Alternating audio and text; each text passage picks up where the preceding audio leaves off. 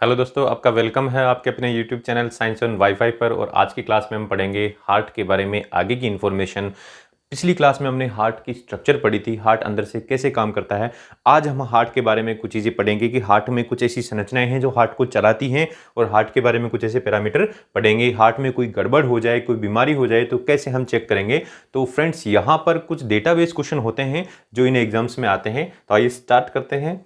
सबसे पहले हम यहाँ बात करेंगे हार्ट में हार्ट बीट के बारे में, यानी हृदय की धड़कन के बारे में। यानी हमारा जो दिल है, हमारा जो हार्ट है वो धड़कता है, वो हमें पता है, जीवन पर्यंत धड़कता है, जन्म से लेके और जब बंद हो जाएगा तो हमें पता भी नहीं चलेगा। तो दोस्तों यहाँ पर कह सकते हैं कि मनुष्य के अंदर जो हमारा जो हार्ट है वो कितनी बार धड़कता है, 72 बार, यानी 72 बार प्रति मिनट। यानी हृदय धड़कन हार्ट बीट कितनी होती है नॉर्मल, ये होती है। लेकिन जो नवजात शिशु होता है, जिसका जन्म हुआ है अभी, उसके अंदर देखिए 160 बार प्रति मिनट है, यानी 160 धड़कन प्रति मिनट है। तो दोस्तों यहाँ पर हम नवजात शिशु का जो डेटा है वो तो हमारे सिर्फ पढ़ने के लिए है, लेकिन ये जो डेटा है ये इंपॉर्टेंट है। और इस डेटा से हम क्या निकालेंगे कि एक बार में हमारा हृदय, एक मिनट में हमारा हृदय हार्ट 72 बार धड़कता है, तो एक धड़कन में कितना समय लगता है। तो दोस्तों इतना समय लगता है 0.83 सेकंड, यानी एक मिनट में, यानी 60 सेकंड के अंदर कितना धड़कता है, 72 बार। तो इसलिए एक बार धड़कने में कितना समय हो गया,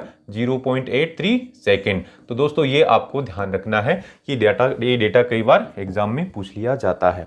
ठीक है, अब यहां पर हम बात करेंगे हमारा जो हार्ट है वो एक बार धड़कता है, यानी एक बार ऐसे संकुचित होगा तो वो कितना रक्त पंप करता है। यानी एक बार ऐसे करने में तो हम कहेंगे एक धड़कन में जो पंप की गई रक्त की मात्रा कितनी होती है, 70 ml होती है। दोस्तों कितनी होती है, 70 ml। लेकिन इसी को हम बोले कि एक मिनट में कितना करेगा, तो हमने बोला कि एक बार धड़कने में तो 70 ml पंप करता है, तो एक मिनट में कितना पंप करेगा। तो पहले ये देखो, एक मिनट में कितनी बार धड़कता है, बोले 72 बार धड़कता है, और एक धड़कन में कितना रक्त पंप करता है, बोले 70 ml पंप करता है। तो इसको आप गुणा करेंगे 72 को 70 से, तो लगभग 5040 मिलीलीटर आएगा, यानी 5 लीटर एक मिनट में पंप कर देता है। यानी हमारा जो हार्ट है वो इतनी पावरफुल मोटर है, हमने तो सोचा भी नहीं होगा, एक मिनट में 5 लीटर ब्लड को पंप करके फेंक देता है। तो इस तरीके से हमें ध्यान रखना है, एक मिनट में ये 5 लीटर पंप करता है। और दोस्तों इसी को बोलते हैं हृदयक निकास। ये अपने आप में एक डेटा है। हृदयक निकास का मतलब है दोस्तों कार्डियक आउटपुट। क्या है, कार्डियक आउटपुट। तो कार्डियक आउटपुट यानी हमारे हार्ट का जो आउटपुट कितना है, आउटपुट मतलब कितना काम कर रहा हो एक मिनट में, बोले 5 लीटर। अब ये जो हृदय की जो धड़कन है, कुछ के अंदर आप कह सकते हैं जब धड़कन अधिक होती है और कुछ में कम होती है, लेकिन यहाँ सबसे अधिक और सबसे कम का जो एक डेटा है, तो सबसे कम अधिक तो होती है छछूंदर नाम का जो प्राणी है उसमें होती है, और कितनी होती है, 625 से 628। और सबसे कम धड़कन किस में होती है, ब्लू व्हेल में होती है 25। और ऐसे ही अफ्रीकन जो आप स्तनधारी की बात करें, सॉरी जमीन पर रहने वाले प्राणी की स्तनधारी की बात करें तो कितना हो गया, 28। तो ये आपको ये डेटा एग्जाम के पॉइंट ऑफ व्यू से ध्यान में रखना है। अब हम बात करेंगे, ये हृदय की धड़कन चल रही है, हमारा हृदय चलता रहता है, लेकिन कई के अंदर देखा होगा कि हृदय की धड़कनें तेज चलती हैं, किसी में धीमी चलती हैं, धीमे चलने लग जाती हैं, तो बोलते हैं कि इसका पेस मेकर खराब हो गया, यानी बाहर से पेस मेकर लगाना पड़ेगा। तो दोस्तों इस हृदय की धड़कन का जो नियंत्रण है, कंट्रोल है इस हार्ट बीट का, कौन करता है, बोले हमारे हृदय में एक ऐसी संरचना है जिसको क्या बोलते हैं, पेस मेकर, है ना, और जिसको बोलते हैं विज्ञान भाषा में सिरा आलिंद पर्व, यानी साइनो एट्रियल नोड, यानी एक गांठ जैसी संरचना छोटी सी। और वो कहां पर है, तो बोले इस नाम से ही पता चल जाएगा, सिरा आलिंद, आलिंद के अंदर है। और आलिंद में भी कौन से, जहां सिराएं रक्त लाती है ना, वहां पर। तो दोस्तों कौन सा आलिंद में सिराएं रक्त लेके आती हैं, तो बोले किस में लाती हैं, तो किस में लाती हैं, वैसे दोनों आलिंद में लाती हैं, लेकिन अशुद्ध रक्त किस में लाती हैं, दाएं आलिंद में। तो दायां आलिंद देखो, ये हार्ट का चित्र है और यहां पर है, इसमें ये गांठ जैसी संरचना है, इसी को बोलते हैं दोस्तों SA नोड, यानी सिरा आलिंद पर्व। और इसको, ये हृदय की गति को नियंत्रित करता है, इसलिए इसको बोलते हैं पेस मेकर, यानी पेस मेकर हृदय की गति का नियंत्रण करता है। ये आपके लिए इंपॉर्टेंट है दोस्तों। इसी को सिरा आलिंद पर्व बोलते हैं, सिरा आलिंद घुंडी बोलते हैं। और ये हृदय की बैटरी भी कहलाता है, क्योंकि हृदय को कंट्रोल कर रहा है। है ना, ये कमजोर हो जाएगा तो हृदय चलेगा नहीं, इसलिए बाहर से ऐसी बैटरी डालनी पड़ती है। ठीक है दोस्तों, तो अब यहां पर एक क्वेश्चन और आता है कि ये जो हृदय की जो बैटरी है, जो पेसमेकर है, वो हृदय में, हार्ट में होता कहां पर है? बोले दायां आलिन जो है, राइट एट्रियम जो हार्ट का है उसकी भित्ति पर। प्रीवियस वीडियो में हमने पूरा पढ़ा हार्ट के बारे में, पहले वीडियो में, तो अब यहां पर हम कहेंगे दाएं आलिन की भित्ति पर ये होता है। अब दोस्तों ये जो हृदय की जो धड़कन है, इसका मतलब क्या है? तो बोले हमारा हृदय एक बार संकुचित होता है, फिर एक बार शिथिल होता है। संकुचन, शिथिलन, है ना, कॉन्ट्रैक्शन, रिलैक्सेशन, तो इसको हम बोलते हैं हृदय की एक धड़कन। यानी एक बार संकुचित होना और एक बार शिथिल होना, इसको क्या बोल रहे हैं? एक धड़कन। तो हृदय की जो धड़कन है, हार्ट बीट है, उसका मतलब है कि एक बार संकुचन और एक बार शिथिलन। विज्ञान की भाषा में इस हृदय के संकुचन को बोलते हैं सिस्टोल। क्या कहते हैं? सिस्टोल। और उस शिथिलन को क्या बोलते हैं? डायस्टोल। तो एक बार सिस्टोल, एक बार डायस्टोल, इस को पूरे को क्या बोलते हैं? एक धड़कन। और अब ये दोबारा से फिर ये चलता रहता है, इसे एक चक्र में चलता है ना, सिस्टोल डायस्टोल, यानी संकुचन शिथिलन, संकुचन शिथिलन, तो एक चक्र में चल रहा है। तो दोस्तों इसको बोलते हैं हृदय चक्र यानी कार्डियक साइकिल। और इस कार्डियक साइकिल में कितना टाइम लगता है? बोले 0.8 सेकेंड। अभी हमने बताया था ना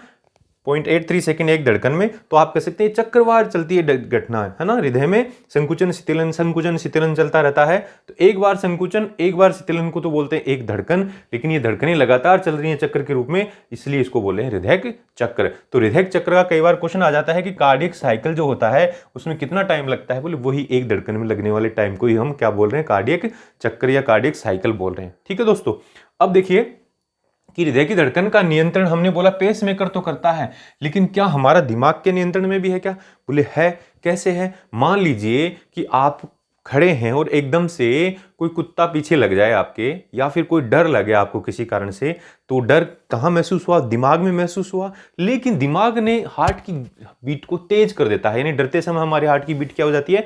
तेज हो जाती है, हृदय की धड़कन क्या हो जाती है? तेज हो जाती है। तो वो ब्रेन ने कंट्रोल किया ना। ऐसे ही आप कह सकते हैं ब्रेन का ऐसा हिस्सा भी है, जब आप आराम से सो रहे हैं, लेटे हुए हैं, कोई का टेंशन नहीं है, उस टाइम में हृदय की धड़कन स्लो रहती है। यानी कहने का मतलब हमारा मस्तिष्क भी इसको नियंत्रित करता है। तो मस्तिष्क के अंदर दोस्तों एक तंत्रिका तंत्र का एक भाग है। जब मस्तिष्क पढ़ेंगे तो उसमें पढ़ेंगे तंत्रिका तंत्र के भी अलग अलग भाग हैं।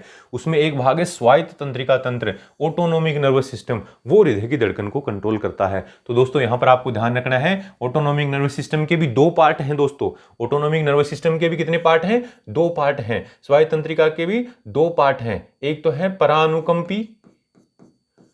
पराअनुकंपी तंत्रिका तंत्र, और एक है अनुकंपी तंत्रिका तंत्र। यानी एक तो है पैरासिम्पैथेटिक, ये हम तंत्रिका तंत्र वाले पार्ट में पढ़ेंगे, और दूसरा है सिंपैथेटिक। लेकिन ये क्वेश्चनों में आ सकता है दोस्तों, ये आपके लिए इंपॉर्टेंट है। तो ये स्वायत्त तंत्रिका तंत्र के दो भाग हैं। अब ये वाला जो भाग है अनुकंपी, ये तो हार्ट बीट को बढ़ाता है, और परानुकंपी हार्ट बीट को कम करता है। ठीक है ना? कैसे करता है? किन केमिकल्स की वजह से करता है? तो बोले ये तो एड्रेनलिन, नॉरएड्रेनलिन नाम का एक है ना हार्मोन है, उसकी वजह से बढ़ाता है, और ये एसिटाइलकोलिन नाम के हार्मोन से कम कर देता है। हालांकि इतनी डीप में नहीं जाना, आपको ये ध्यान रखना, परा अनुकंपी कम करता है, अनुकंपी बढ़ा देता है। ठीक है ना? तंत्रिका वाले तंत्र में इसको, तंत्रिका तंत्र वाले पार्ट में चैप्टर में हम अलग से पढ़ेंगे। लेकिन यहां दो टर्मिनोलॉजी है हार्ट से संबंधित जो काफी फेमस है। एक तो है टेकीकार्डिया और एक है ब्रेडिकार्डिया। टेकीकार्डिया का मतलब होता है हृदय की धड़कन का बढ़ना, ठीक है ना, और ब्रेडिकार्डिया का मतलब होता है हृदय की धड़कन का कम होना। तो देखो यहाँ इसको याद कैसे रखोगे? टेकी तेजी, ऐसे याद रख सकते हैं। तो तेजी यानी हृदय की धड़कन में तेजी आ गई है, यानी हृदय की धड़कन बढ़ गई है। ब्रेडी मतलब ब्रेक लगना, ठीक है ना, ब्रेक लगने से गाड़ी स्लो हो जाती है, तो ऐसे हमारा हृदय भी स्लो हो जाता है। तो ऐसे आप याद रखेंगे, टेकीकार्डिया और ब्रेडिकार्डिया हृदय की धड़कन से संबंधित है। टेकीकार्डिया मतलब हृदय की धड़कन का बढ़ना, ब्रेडिकार्डिया मतलब धड़कन का कम हो जाना। अब ये टेकीकार्डिया और ब्रेडिकार्डिया इन हार्मोन्स की वजह से होते हैं, यानी एड्रेनलिन बढ़ा देता है और एसिटाइलकोलिन कम कर देता है। तो दोस्तों यहां पर ये दोनों टर्म ही इंपॉर्टेंट है, इनका मतलब है क्या है ये ध्यान रखना है, ये एग्जाम में आता है। अब देखिए हृदय की ध्वनि, हार्ट की साउंड, हार्ट साउंड, हमें हृदय की धड़कन धक धक धक धक, हम तो बोलते हैं धक धक करने लगा, यानी ऐसे गानों में सुनते हैं। तो दोस्तों वो जो है वो धक धक हो रहा है, वो जो साउंड आ रहा है, उस साउंड को हम सामान्य मानते हैं। लेकिन कभी कभी कुछ इमोशनल कंडीशन होती है तो उसमें धड़कन बढ़ जाती है, डर के समय भी बढ़ जाती है, कुछ इमोशनल भावनात्मक कई बार होता है, यानी एक उम्र के अंदर ही वो होता है, तो हार्ट की बीट जो है वो बढ़ जाती है उस सिचुएशन के अंदर। तो दोस्तों सामान्य जो ध्वनि है उनके नाम है लब और डब, यानी ये धक धक नहीं है, ये क्या है, लब डब, लब डब, लब डब है। तो लब और डब जो है ये दो सामान्य ध्वनियां हैं हृदय की। तो ये लब और डब होती कब है, ये आपको ध्यान में रखना है, ये आपके लिए क्वेश्चन है। तो दोस्तों बाइकस्पिड और ट्राइकस्पिड वॉल, यानी जो वाल हमारे यहां पर थे, कहां पर थे, एक बाइकस्पिड तो यहां इधर था, ट्राइकस्पिड यहां है, ठीक है ना। पता है ना कि दाएं भाग में तो ट्राइकस्पिड है, बाएं भाग में बाइकस्पिड है, ऐसे बताया था ना। तो ये जब वाल जब बंद होते हैं, है ना, कपाटों के बंद होने पर ये ध्वनि आती है। तो लब ध्वनि कब आती है, बाइकस्पिड और ट्राइकस्पिड कपाटों के बंद होने पर आती है। अब साहब बंद कब होंगे ये, तो बोले जब इनमें संकुचन होता है, नीचे वाले नीलों में जब संकुचन होता है, ऐसे संकुचन होगा तो रक्त तो इसमें जाएगा, इसका रक्त इधर और इसका रक्त इधर, यानी दाएं नीले का रक्त इसके अंदर और बाएं नीले का रक्त इस महाधमनी के अंदर, ऐसे जाता है। तो वापस इधर नहीं जाना चाहिए ना इनका, तो इसलिए वापस नहीं जाए, इसलिए ये कपाट क्या बंद हो जाते हैं। तो जब इनमें संकुचन होगा, ऐसे ऐसे संकुचन होगा, तो दबाव की वजह से ये दोनों बंद हो जाएंगे। दोस्तों कमरे का गेट ऐसे खुला है, हवा इधर से चल रही है तो ऐसे बंद होता है ना, ठीक वैसे ही ये बंद हो जाते हैं। तो इन दोनों के बंद होने के समय ध्वनि कौन सी आती है, लब, यानी नीलों में संकुचन, उसकी वजह से रक्त का दाब बढ़ा, और ये जो ट्राइकस्पिड और बाइकस्पिड वॉल्व बंद हो जाते हैं, उसकी वजह से लब ध्वनि आती है। डब ध्वनि कब आती है, बोले जब ये वापस रिलैक्स होते हैं, एक बार भेज दिया रक्त को, वापस रिलैक्स होते हैं, तो रिलैक्स होते हैं तो ये तेजी से अंदर से रक्त तेजी से गया हुआ है, दाब के साथ में गया हुआ है, तो वो वापस आएगा, तो वापस आने की कोशिश करता है, वापस ऐसे आने की कोशिश करता है। तो ये जो कपाट है ना ऐसे लगे हुए हैं, ये क्या होते हैं, ऐसे बंद हो जाते हैं, ठीक है ना। तो ये कौन से कपाट हैं दोस्तों, ये अर्धचंद्राकार कपाट हैं। ये पल्मोनरी आर्टरी है, यानी फुफ्फुसीय धमनी है, और ये महाधमनी है, इन दोनों के सिरों पर अर्धचंद्राकार कपाट है। तो दोस्तों अर्धचंद्राकार कपाटों के बंद होने पर डब ध्वनि आती है। तो आपको याद रखना है लब डब कब आती है, ठीक है। ये तो हृदय की सामान्य ध्वनि है। एक हृदय की असामान्य ध्वनि भी है। असामान्य ध्वनि मतलब एबनॉर्मल साउंड। एबनॉर्मल साउंड कब आती है, बोले जब हार्ट के अंदर कोई गड़बड़ है तब आती है। तो बोले दोस्तों इसका नाम है मर मर, यानी हृदय की असामान्य ध्वनि का नाम क्या है, मर मर, यानी हार्ट में गड़बड़ तो मरना है। तो ऐसे याद रख सकते हैं, मर मर एक असामान्य ध्वनि है। और हृदय के जो कपाट खराब हो जाते हैं, हार्ट के वॉल खराब हो जाते हैं, तब ये ध्वनि उत्पन्न होती है दोस्तों, ठीक है दोस्तों।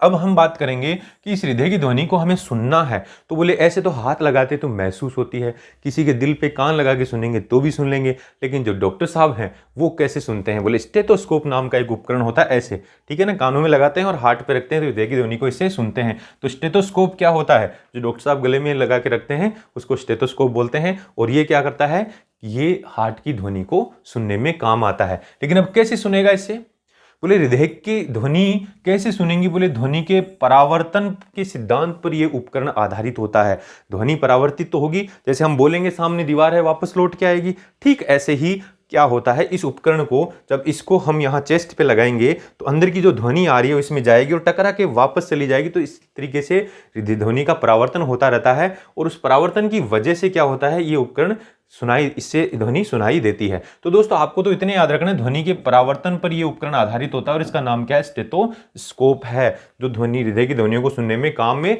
आता है। ऐसे ही हृदय की गति का मापन करना हो तो ईसीजी नाम सुना होगा, काफी फेमस है। जैसे इस व्यक्ति का ईसीजी हो रहा है, ये लेटा हुआ है, यहाँ इलेक्ट्रोड लगे हुए हैं, उधर मशीन में ईसीजी आ रहा है, यानी कुछ ऐसा आरेख आता है ना ऐसा। ईसीजी आपने सबने देखा होगा। तो ईसीजी का फुल फॉर्म क्या है, तो बोले इलेक्ट्रोकार्डियोग्राम और इलेक्ट्रोकार्डियोग्राफ, इन दोनों में से कौन सा है, बोले दोस्तों दोनों ही इसकी फुल फॉर्म है। लेकिन यहां पर इलेक्ट्रोकार्डियोग्राम किसको कहेंगे, बोले जिस कागज पर हमें ऐसे ग्राफ मिल रहा है उसको तो बोल रहे हैं इलेक्ट्रोकार्डियोग्राम, और ग्राफ नहीं ग्राम। और जो मशीन जो ईसीजी कर रही है उस मशीन को बोलते हैं इलेक्ट्रोकार्डियोग्राफ, यानी मशीन को तो इलेक्ट्रोकार्डियोग्राफ बोलेंगे, और जो वास्तव में जो ग्राफ पेपर पे आ रहा है उसको हम बोलेंगे ग्राम। तो इलेक्ट्रोकार्डियोग्राम और इलेक्ट्रोकार्डियोग्राफ ध्यान रखना है। और ये जो मशीन है ये हृदय की गति का मापन करती है, इससे ये पता चल जाता है कि हमारा हार्ट सही चल रहा है कि नहीं चल रहा है, ठीक है दोस्तों। अब बात करते हैं हम रक्तदाब की, यानी ब्लड प्रेशर की, यानी बीपी की। सब लोग परेशान हैं, टेंशन में रहते हैं, आजकल की दिनचर्या ऐसी है। तो 40 के बाद में जनरली ब्लड प्रेशर के पेशेंट हो जाते हैं, यानी बीपी होने लगता है। क्यों होता है, तो बोले हमारा जो रक्त है वो हृदय पंप तो करता है उसको और रक्त वाहिनियों में जाता है, लेकिन रक्त वाहिनियां क्या हो जाती हैं, थोड़ी संकुचित हो जाती हैं, है ना, तनाव की वजह से, किसी भी कारण से। तो संकुचित होने की वजह से उनमें रक्त का दाब बढ़ जाता है। दोस्तों कोई पाइप है ना, मान लीजिए ये कोई पानी का पाइप है, पहले इतना बड़ा था, ठीक है दोस्तों, अब ये इसमें रक्त पानी बह रहा है तो उसका एक दबाव है, लेकिन इसी पाइप को अगर मान लीजिए थोड़ा सा सकरा कर दिया जाए, अब ये इतना सा रह गया है तो इसके अंदर पानी का दबाव ज्यादा रहेगा ना। ठीक वैसे ही हमारी रक्त वाहिनियां भी ऐसे थोड़ी सक्रिय हो जाती हैं, कई कारण हैं उसके, तो उसकी वजह से रक्त का दाब बढ़ जाता है। लेकिन जो रक्त का दाब है वो कहां पर मापेंगे, कहां हम, तो बोले रक्त हृदय से निकलता है तो धमनियों में जाता है, हमें पता है हृदय से निकलकर कहां जाता है, धमनियों में। तो मोटर से निकल कर पाइप में पानी जा रहा है तो पाइप में प्रेशर चेक करेंगे, ऐसे हम बात करेंगे हृदय से रक्त निकला और दबाव के साथ निकला और धमनियों में गया,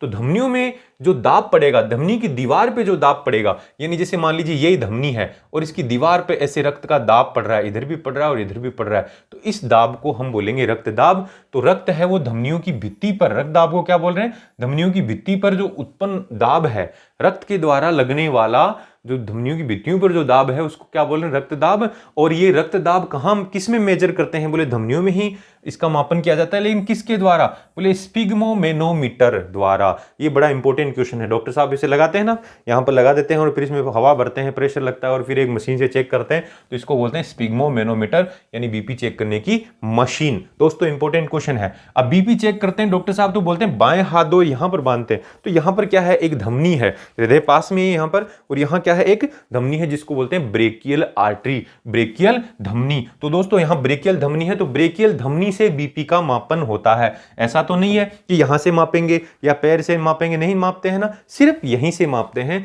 तो ब्रेकियल धमनी क्योंकि हार्ट के जस्ट नजदीक है, यहां वास्तविक प्रेशर आता है, इसलिए यहां पर आप कह सकते हैं ब्रेकियल धमनी से बीपी मापा जाता है। और ये बीपी दो प्रकार का है, सिस्टोलिक बीपी और डायस्टोलिक बीपी। सिस्टोलिक मतलब जब हृदय संकुचित हो रहा है उस टाइम में धमनियों में बीपी, और जब हृदय रिलैक्स हो रहा है उस टाइम में। तो दोस्तों जब हृदय संकुचित होगा यानी मोटर काम करेगी, मोटर जब पंप करेगी तो पाइप में पानी का प्रेशर ज्यादा होगा ना। ठीक ऐसे जब हृदय काम कर रहा है तो हृदय की वजह से धमनियों के अंदर, हृदय में संकुचन की वजह से धमनियों में रक्त का दाब ज्यादा होगा। तो सिस्टोलिक दाब मतलब, सिस्टोलिक रक्त दाब का मतलब क्या है, हायर बीपी, जो हम बीपी की दो रेंज बताते हैं ना, तो उसमें सिस्टोलिक रक्त दाब तो ऊपर वाला बीपी है और नीचे वाला बीपी यानी डायस्टोलिक यानी वो कम होता है। तो दोस्तों यहां पर जो सामान्य रक्तदाब की जो रेंज है वो 120/80 होता है, यानी 120 तो मतलब सिस्टोलिक रक्तदाब और 80 मतलब कौन सा, डायस्टोलिक। अब ये 120/80 है, इसकी इकाई क्या होती है, बोले mmHg, यानी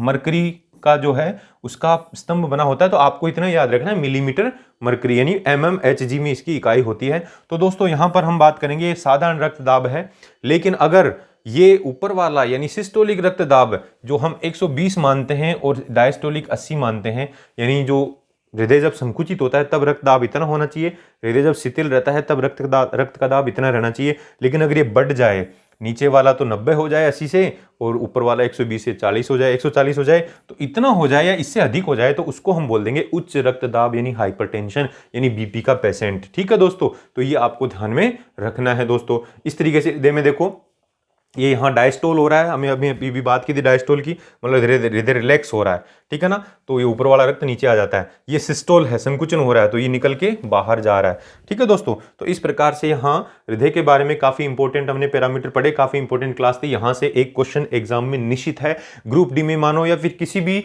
एग्जाम में जिसमें जनरल साइंस का क्वेश्चन आता है, यहाँ से एक क्वेश्चन आना तय होता है। तो आप इस क्लास को आज ही प्रिपेयर कर लें और ऐसी क्लास आपको रोजाना मिलती रहेगी दोस्तों। मिलते हैं नेक्स्ट क्लास में, थैंक यू।